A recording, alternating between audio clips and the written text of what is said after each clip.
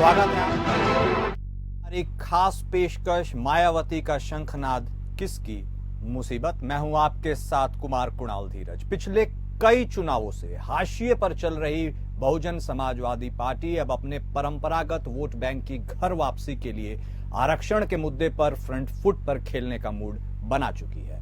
इसकी बानगी उत्तर प्रदेश की 10 विधानसभा सीटों पर होने वाले उपचुनाव में देखने को मिलेगी। बसपा सुप्रीमो मायावती ने जहां सभी 10 सीटों पर प्रत्याशी उतारने का ऐलान किया है, तो वहीं सुप्रीम कोर्ट के कोटा के भीतर कोटा वाले फैसले से असहमति जताती है। लिहाजा सुप्रीम कोर्ट के फैसलों को पार्टी अपने लिए संजीवनी मान रही है। यही वजह है कि इन चुनावों में बसपा आरक्षण में वर्गीकरण के मुद्दे को जोर शोर से उठाएगी। इसके लिए पार्टी ने खास प्लान तैयार किया है। इसके तहत पार्टी के कार्यकर्ता घर घर जाकर मायावती की प्रेस कॉन्फ्रेंस में कही हुई बातों की प्रतियां बांटेंगे। इसमें यह बताने का प्रयास किया जाएगा कि कैसे दूसरे दल उन्हें भ्रमित करने की कोशिश कर रहे हैं। लखनऊ में हुई बैठक में मायावती ने इस संबंध में पार्टी पदाधिकारियों को निर्देश दिए। मायावती ने कहा, अभी उपचुनाव की तारीखों की घोषणा नहीं हुई है, लेकिन सभी दल तैयारियों में जुटे हैं। ऐसे बसपा को भी अब पूरी ताकत लगानी होगी। उन्होंने कहा कि बीजेपी पर लोगों का भरोसा अब टूटा है। आरक्षण के मुद्दे पर समाजवादी पार्टी, कांग्रेस और बीजेपी को आड़े हाथों लेते हुए उन्होंने कहा कि सभी दलों की सरकार में किसी न किसी तरह से इसे खत्म करने का प्रयास किया गया। उन्होंने अनुसूचित जाति के आरक्षण में वर्गीकरण को भी इसी कोशिश का हिस्सा बताया। उधर आरक्षण के मुद्दे पर मायावती के सख्त रुख के बाद बीजेपी और समाजवादी पार्टी ने भी प्रतिक्रिया दी है। बीजेपी की तरफ से जहां कहा गया कि पार्टी आरक्षण का समर्थन करती है और संविधान के साथ खड़ी है, तो वहीं दूसरी तरफ समाजवादी पार्टी ने एक बार फिर बसपा को वोट कटुआ बताने की कोशिश की। बीजेपी प्रवक्ता राकेश त्रिपाठी ने कहा कि उनकी पार्टी हमेशा से ही आरक्षण की पक्षधर रही है। समाजवादी पार्टी के प्रवक्ता दीपक रंजन ने कहा कि पार्टी उपचुनाव में ऐसे प्रत्याशी उतारे जो किसी के लिए वोट कटुआ साबित न हो। दरअसल मायावती का यह दांव अगर चला तो विपक्षी दलों का नुकसान तय माना जा रहा है। हाल ही में संपन्न हुए लोकसभा चुनाव में इंडिया गठबंधन को दलित वोट मिला, जिसकी वजह से समाजवादी पार्टी को 37 सीटें हासिल हुई, तो वहीं कांग्रेस को भी 6 सीटें मिल गई। उधर सत्तारूढ़ बीजेपी के लिए ये उपचुनाव किसी प्रतिष्ठा से कम नहीं है। ऐसे में दलित वोटों को सहेजना उसकी भी मजबूरी है।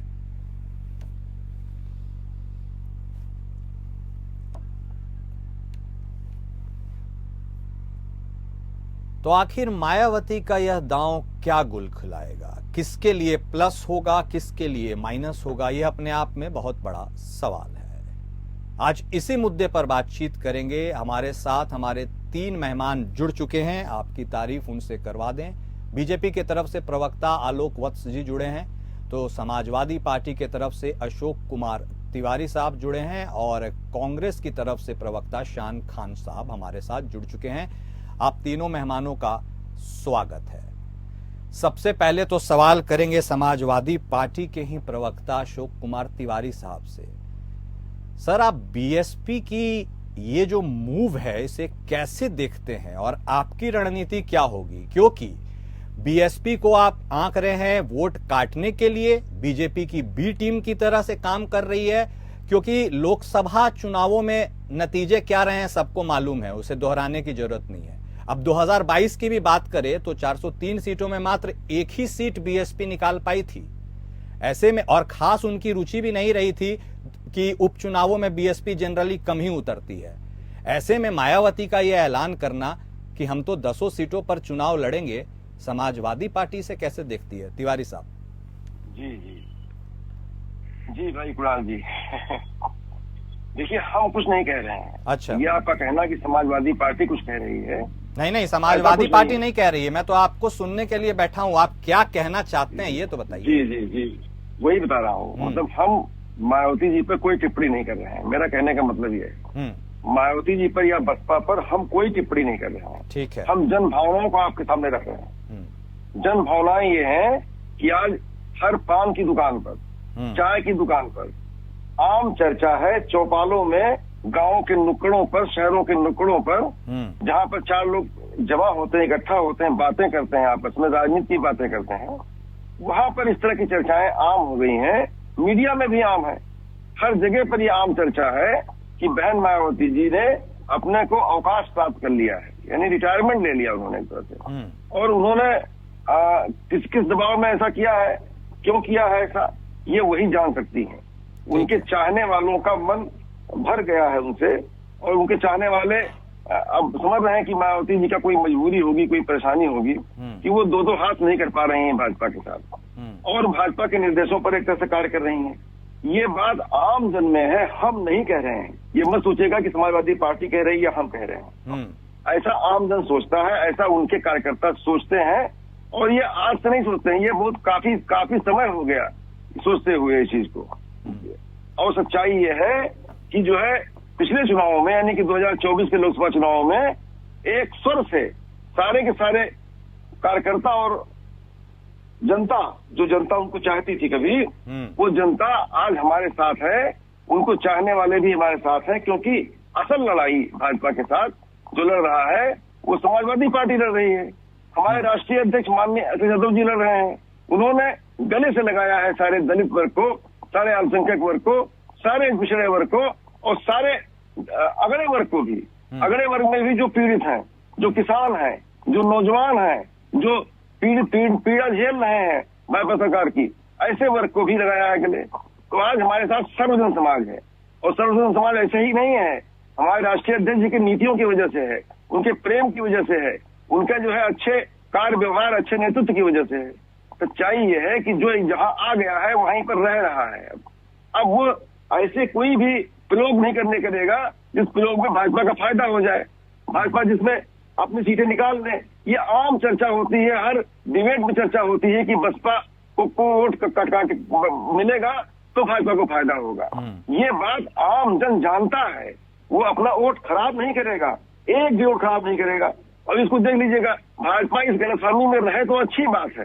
वो जितना गलतफहमी में रहेगी कि बसपा वोट काट लेगी, बसपा ये कर लेगी, जितना डिबेट होगा चैनलों पर उतना ही हमारा फायदा है, जितनी चर्चा होगी उतना हमारा फायदा है। भाजपा को कोई फायदा इसमें नहीं है। फायदा हमारा ही है कि लोगों में चेतना आएगी, लोग जानेंगे कि हमारा वोट कटने जा रहा है। ठीक है आलोक वत्स साहब, अगला सवाल आपसे, और बिल्कुल स्ट्रेट सवाल करता हूं सर मैं, कि क्या आप बीएसपी कैंडिडेट्स को थ्रेट मानते हैं या आपने खुद अपने आप के लिए उन्हें फायदेमंद मानते हैं? सर क्लियर ही कर दीजिए आज। देखिए कुणाल, किधर जाएंगे? चुनाव में हम हर प्रतिद्वंदी को सीरियसली लेते हैं। ठीक है। और हम हर चुनाव को भी सीरियसली लेते हैं। जिस गलतफहमी में, दुष्प्रचार में दलित वोट बैंक सपा की तरफ गया था, जो उसको 41 सीटें प्राप्त हुई गठबंधन मिला के, और वो 43 43 नॉट 41 43 सीटें प्राप्त हुई। सॉरी 43 कर लीजिए, कर लिया उन्होंने सही। सॉरी 43। तो वो भ्रम अब टूट गया है।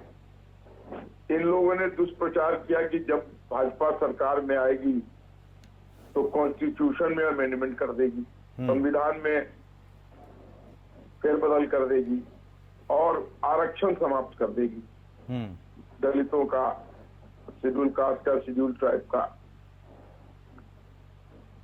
ये भ्रम उनका टूट गया है कि प्रधानमंत्री मोदी जी ने तो कोई कॉन्स्टिट्यूशन में फेरबदल नहीं किया, और ना ही रिजर्वेशन पर ऐसी कोई बात कही या कुछ कार्रवाई की कि उनका आरक्षण समाप्त हो जाए। अच्छा, अब आपने ये तार छेड़ ही दिया है सर, तो बता दीजिए बीजेपी आरक्षण के साथ है या खिलाफ है? बीजेपी आरक्षण के साथ ही है, रहेगी। यदि आप आरक्षण के साथ है तो जातिगत जनगणना से आपको क्या दिक्कत है? उसमें जो निकल कर आएगा उस हिसाब से समाज में आरक्षण दे दीजिएगा, क्या दिक्कत है? जातीय जनगणना समय आने पर हम अवश्य कराएंगे। मतलब आप बैटिंग कर रहे हैं जातिगत जनगणना की? बिल्कुल करेंगे। देखिए, चलिए बहुत बड़ी बात है, आपने अच्छा खुलासा कर दिया सर। सुनिए कुणाल जी, अभी जातीय जनगणना बिहार में कुछ दिन, जातीय समीक्षा कहिए, सेंसस तो नहीं था जातीय जनगणना का, नीतीश जी ने करवाई थी।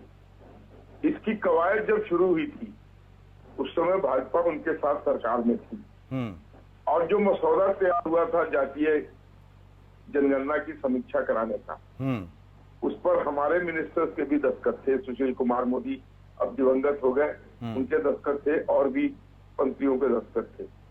तो हमारी सहमति थी, तभी तो जातीय जनगणना हुई। ये अलग बात है कि जब हुई तब हम उनके साथ नहीं थे। तो क्रेडिट नीतीश बाबू ले गए। क्रेडिट देखिए, उसमें इतनी त्रुटियां थी, इतनी त्रुटियां थी कि अभी तक वो सार्वजनिक ही नहीं हो पाया। इसलिए ये कहना कि भारतीय जनता पार्टी जातीय जनगणना के खिलाफ है, क्यों खिलाफ रहेंगे? नहीं, वो तो आपने ये चर्चा छेड़ी थी इसलिए मैंने स्पष्ट पूछ लिया। ठीक है शान खान साहब, आपकी बात आपने पूरी कर ली या और वक्त चाहिए? बताइए। मुझे ये कहना है कि अब जो उनका भ्रम टूटा है, आज भी सबसे ज्यादा MLA schedule caste schedule tribe के और एमपी हमारे पास ही है।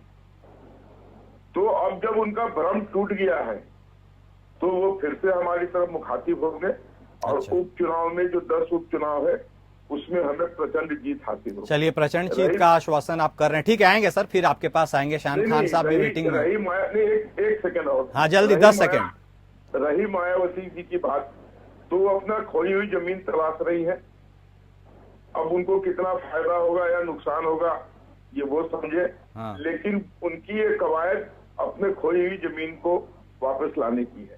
सर खोई हुई जमीन तो 2022 से है, 2024 आ गया। संगठन को मजबूत करने की जरूरत है कि सीधे प्रत्याशी उतार देने की जरूरत है? मुझे तो ये समझ में नहीं आ रहा है। बसपा वाले हमारे प्रवक्ता रहते तो मैं उनसे पूछ लेता हूँ, लेकिन खैर कोई फायदा नहीं है। ये उनके दल का मामला है। हाँ, इसीलिए बोल रहा हूँ।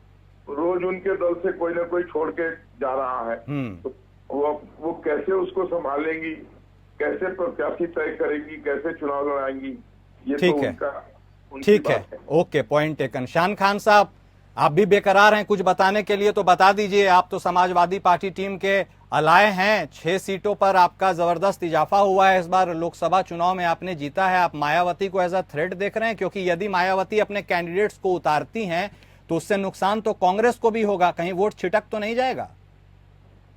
देखिए, मायावती जी का हम बहुत सम्मान करते हैं, और हमने लोकसभा चुनाव के पहले मायावती जी को आमंत्रित किया था कि वो आए और इंडिया गठबंधन में एकजुट होकर देश की जो पूंजीवादी शक्ति है, जो मनुवादी शक्ति है, जो पिछड़ों के अधिकारों को लूटने का काम करती है, जो बहुजनों को कुचलने का काम करती है, ऐसी शक्ति भाजपा के खिलाफ एकजुट होकर आकर लड़े।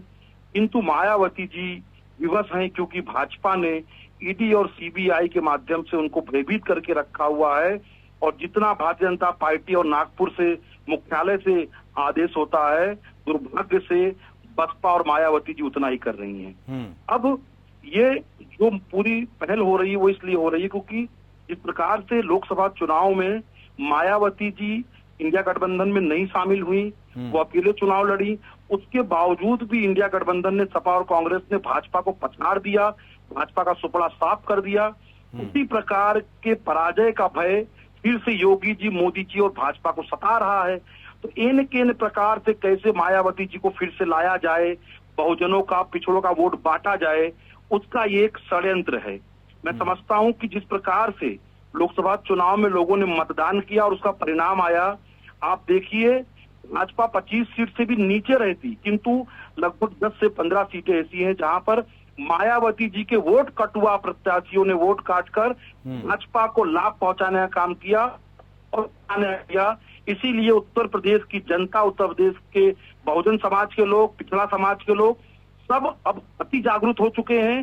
वो मायावती जी के और मोदी जी के षड्यंत्र में नहीं फंसने वाले हैं, बहकावे में नहीं आने वाले हैं, और उपचुनाव की 10 विधानसभा सीटें सपा कांग्रेस का इंडिया गठबंधन जीतेगा, भाजपा का सुपड़ा साफ करेगा, और उपचुनाव के बाद भाजपा के राज्य सरकार की, योगी सरकार की उल्टी गिनती भी शुरू हो जाएगी। चलिए ठीक है, तो मायावती की मजबूरी है या मायावती किस दबाव में काम कर रही है ये तो भाई मायावती ही जाने, बहन मायावती। लेकिन अब उनका ये मूव क्या गुल खिलाएगा इसके ऊपर सबकी नजर तो बनी रहेगी। तो मायावती के इस कदम से ऊंट किस करवट बैठता है यह तो देखना होगा। लेकिन फिलहाल हम अपनी चर्चा को आगे बढ़ाएंगे और अशोक कुमार तिवारी साहब के पास चलेंगे। तिवारी साहब, अब समाजवादी पार्टी की क्या रणनीति होगी, जो मैंने सवाल पहले पूछा था उसके तहत अब आप मायावती के कैंडिडेट्स को टैकल करने के लिए क्या करेंगे, और क्या आपको अब दोगुनी मेहनत करनी पड़ेगी या फिर अब आप मेहनत करने की आदत डाल चुके हैं लोकसभा चुनाव से? देखिए, लोकसभा चुनाव से ही पहले ही हम कार्य कर रहे हैं जनता के बीच में, और जनता के बीच में लगातार बने हुए हैं। हमारा पिछड़ा वर्ग प्रकोष्ठ हो, चाहे हमारा जो भी प्रकोष्ठ है, युवा प्रकोष्ठ है, हमारा विद्यार्थी प्रकोष्ठ है, सारे प्रकोष्ठ लगे हुए हैं, एक तरह से कार्य कर रहे हैं और जन जन तक जा रहे हैं। हमारे जो है बूथ स्तर तक के कार्यकर्ता इस समय अपने काम में लग गए हैं। तो स्थिति यह है कि हम सारे लोगों को वही बात तो वही है, मुद्दे वही हैं और परेशानियां वही हैं, जस का तस बना हुआ है। जो पहले था वही आज है। मेरा कहने का आशय है सर कि क्या दलित वोट जो है, जो इस बार आपके तरफ मूव किया है, ओबीसी वोट, अल्पसंख्यक वोट, वो इंटैक्ट है, या मायावती के विधानसभा उपचुनावों में कूदने से उसमें कोई फर्क देखते हैं आप? मैं आपसे कारण पूछ रहा हूँ, ऐसा कौन सा नया कारण हो गया है जिससे, जिस कारण से, जिस वजह से वो वोटर हमारे साथ आए थे? बहन मायावती जी ने सारे चुनाव लड़े थे, उसमें भी चुनाव लड़े थे उन्होंने और अपने प्रत्याशी खड़ा किए थे। जो लोग हमारे साथ जुड़े थे, क्यों जुड़े थे, क्यों वोट नहीं दिया बसपा को उन्होंने? मैं सवाल पूछता हूँ आपसे, बराबर आप डिबेट कर रहे हैं इस चीज पर। आज कौन सा ऐसी विशेष परिस्थितियां हो गई हैं कि मायावती जी को वोट देकर के, जबकि आम चर्चा है, मैं बता रहा हूँ आपने कारण पूछा तो जवाब जो मेरे नजरिए से मुझे लगता है, सुप्रीम कोर्ट का वर्डिक्ट आया था SC ST के भीतर भी उपवर्गीकरण करने का, उसकी पूरी मुखालफत कर रही है मायावती। उन्होंने इसी को अपना सेंटर पॉइंट मान लिया है। तो क्या वो जो अब दलितों को लुभाने की फिर से कोशिश कर रही है, वो काम आएगा? देखिए, मैं बीच में कट कर रहा हूँ। दलितों के लिए जो भी कुछ योजनाएं हैं, जो भी कुछ उनके फायदे की चीज है, जो भी कुछ उनको जो पसंद है, जैसा वो चाहते हैं, उसके अनुरूप हमारे राष्ट्रीय अध्यक्ष जी कार्य कर रहे हैं। वो कांटेक्ट हो चुका है एक बार दलित का और राष्ट्रीय अध्यक्ष अखिलेश यादव जी का, और वो उन पर विश्वास कर रहे हैं। उनके हक की पूरी लड़ाई समाजवादी पार्टी लड़ रही है और आगे भी लड़ती रहेगी। सामाजिक न्याय का हमारा नारा है और सामाजिक न्याय के नारे के तहत हम जो है एक साथ जुड़े हुए हैं, पूरी तरह जुड़े हुए हैं। हम ही लड़ाई लड़ रहे हैं जब भाजपा से, और कोई लड़ाई लड़ ही नहीं रहा है तो अपना वोट खराब करेंगे क्या वो? ठीक है, ठीक है, पॉइंट टेकन। शान खान साहब, अब आप अपनी भी बात रखिए कि आपको क्या लगता है कि मायावती के विधानसभा उपचुनावों में एंट्री और ऐलान के बाद कांग्रेस इस चीज को कैसे टैकल करेगी और क्या कुछ आपकी रणनीति होगी? शॉर्ट में बताइएगा। देखिए कुणाल भाई, ये जो पूरा मामला है वो सर्वोच्च न्यायालय के उस निर्णय को लेकर आया है जिसमें SC और ST के आरक्षण में क्रीमी लेयर लागू करने की बात कही गई। एग्जैक्टली, हाँ। मैं समझता हूं कि कांग्रेस पार्टी ने, हमारे राष्ट्रीय अध्यक्ष मल्लिकार्जुन खड़गे जी ने स्पष्ट रूप से अपनी बात इस पे रख दी है और उन्होंने कहा है कि कांग्रेस पार्टी इसके खिलाफ है, क्योंकि इस निर्णय के कारण दलितों में फूट पैदा होगी, बंटवारा पैदा होगा, और वो नहीं होना चाहिए। क्योंकि जिस प्रकार से देश में आरक्षण विरोधी शक्तियां हैं जो दलितों के और पिछड़ों के अधिकारों को लूटने और खाने का काम कर रही हैं, वो चाहती हैं कि दलित आदिवासी जो है वो आपस में लड़कर फूट उनके अंदर पड़ जाए और वो अलग अलग हो जाए, उनके मार्ग अलग अलग हो जाए, ताकि उनके आरक्षण को छीनने और कुचलने में आसानी हो जाए। तो निश्चित रूप से हम उसके खिलाफ हैं, किंतु ये काम सरकार को करना है। हमारे अध्यक्ष जी ने कहा है कि सर्वोच्च न्यायालय के निर्णय को पलटने के लिए सरकार संसद में विधेयक लाए और हम सरकार के साथ खड़े रहेंगे। हम दलितों के और आदिवासियों के आरक्षण के पक्ष में थे, हैं और रहेंगे। ठीक है। किंतु मायावती जी का जो सामने आना हुआ है वो केवल और केवल उपचुनाव में वोट बांटने और वोट काटने की रणनीति, इसके अलावा कुछ नहीं है। ठीक है। आलोकवत साहब, आपको तो मतलब क्लियर वे मिल गया है, अब तो सब कुछ आप ही के ऊपर है। मायावती भी सुप्रीम कोर्ट के फैसले के खिलाफ है, आपने भी 2 दिन पहले कह ही दिया है कि हम सुप्रीम कोर्ट के इस फैसले के निर्णय के साथ नहीं हैं, और तब तो आपको सपोर्ट भी मिल रहा है। तो अब आप ही बताइए आगे की रणनीति आपकी क्या होगी? आपके लिए तो तीनों अब एक ही समान हो गए। देखिए, हमारे ऊपर जो एलिगेशन लगाए थे, जो दुष्प्रचार इन लोगों ने हम लोगों के खिलाफ किया था, भारतीय जनता पार्टी अपने कर्तव्य से, अपने आचरण से उस बात को झूठा साबित कर चुकी है। और जो दलित वर्ग खिसक कर समाजवादी पार्टी के साथ चला गया था। अब उसका हमारे पास आना संभव हो चुका है और मायावती जी अगर कुछ वोट काटती हैं तो इससे हमें कोई नुकसान नहीं होने वाला है। ये पीडीए के साथ जो लोग गए थे वहां से वो छिटके हैं। अच्छा। हमें तो पूर्ण विश्वास है कि जिस तरीके से दलित वर्ग हमारे साथ पूर्व में था वो वापस हो जाएगा। जो भ्रम इन्होंने फैलाया था कॉन्स्टिट्यूशन के मामले कब में। ला रहे हो वस्त जी, वो तो बताओ। क्या आप सर्वोच्च न्यायालय के निर्णय को पलटने वाला विधेयक कब ला रहे हो? विशेष सत्र क्यों नहीं बुलाया जा रहा है? इसके लिए विशेष सत्र बुलाया जाए और विधेयक लाके इसको पलटा जाए जल्द से जल्द। तो वो कब करने वाले हो आप बताइए ना। देखिए, वो स्पष्ट कर दिया गया है प्रधानमंत्री जी द्वारा। और समय कुणाल भाई इनसे पूछिए कि ये कब सत्र बुला रहे हैं, विधेयक कब ला रहे हैं। केवल बातों से नहीं चलेगा काम। चलिए ठीक है, अब इसीलिए तो उनके पाले में गेंद है ना। अब इंतजार करना होगा, देखना होगा कितनी जल्दी बैटिंग करते हैं। नहीं, विशेष सत्र ठीक है। उचित समय पर उसका भी अध्यादेश आ जाएगा। उचित समय का इंतजार सभी को है और अब यह देखना दिलचस्प होगा कि वह उचित समय कब आएगा। लेकिन फिलहाल आज जो चर्चा हम कर रहे थे वो तो बात मायावती की थी। आप लोगों ने अपना पक्ष रखा, हमारे दर्शकों को उससे अवगत कराया। इसके लिए आप तीनों मेहमानों का बेहद शुक्रिया। जिस तरह से अब 10 विधानसभा उपचुनावों के ऊपर सबकी नजर है और इस बीच मायावती का यह ऐलान कि वो 10 विधानसभा चुनाव पर बैटिंग करेंगी, कैंडिडेट्स उतारेगी। अब ये किसके लिए मुसीबत बनती है और किसके लिए फायदा, ये तो उसके रिजल्ट से ही पता चलेगा। नजरें बरकरार रहेगी। हमारे साथ फिलहाल इस खास पेशकश में इतना ही। नमस्कार।